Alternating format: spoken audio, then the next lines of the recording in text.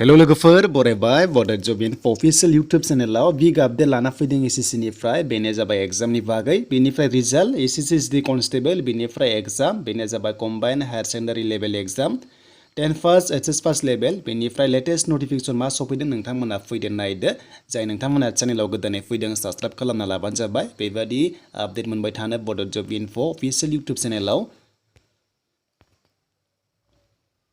तो बेनिफ्राय लोगोफोर जों फैबाय अफिशियल वेबसाइटआव बेनिफ्राय एडमिट नोंथांमोना डाउनलोड खालामबा नैबे एडमिट कार्ड दङ मोनसे बेयावनो थुनांगोन जेब्ला एडमिट होयो अब्ला बेयावनो मोनगोन बेनिफ्राय एन्सार किस नायनोबा बे एन्सार किसआव थुनांगोन बेनिफ्राय एप्लाइ खालामबा बे एप्लाइआव आरो नोटिस नायनोबा बे नोटिसआव आरो लोगोसे एसएससी कॉन्स्टेबलनि रिजाल्ट नायनोबा नोंथांमोना बे रिजाल्टआव थुनानै नायनो हागोन आरो एसएससी कॉन्स्टेबलनि रिजाल्ट होगोन 15 एप्रिलाव होगोन लोगोफोर 15 एप्रिलाव नोंथांमोननि रिजाल्टआ आउट जागोन तो बेनिफ्राय नोंथांमोना दायो नायदो बे नोटिसआ मानि थाखाय फैदों आरो सोरनो हरनाय जादों बे नोटिसखौ जों भिउ खालामसै 9 मार्चनि लेटेस्ट आपडेट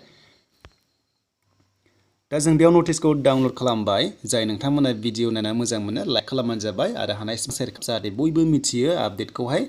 दा लोगोफोर लेटेस्ट आपडेटआ बेनो दाखालि जोंहा एप्लाइ जादोंमोन बेनो जाबाय कम्बाइन्ड हायर सेकेंडारि लेभेलनि एग्जाम जासिगोन लोगोफोर एप्लाइ जादोंमोन नालाय दा बे एग्जामा जासिगोन मेनि 24 निफ्राय जुननि 10 सिम जागोन होनना बुंदों जायफ्रा कम्बाइन्ड हायर सेकेंडारि एप्लाइ खालामदों दाखालि बावै 2022 नि लोगोफोर बियो स' नोंथांमोना कनफिउस जानाङा 2022 आव एप्लाइ जादोंमोन आरो बेनि आनजादा 24 मेनिफ्राय जागायनानै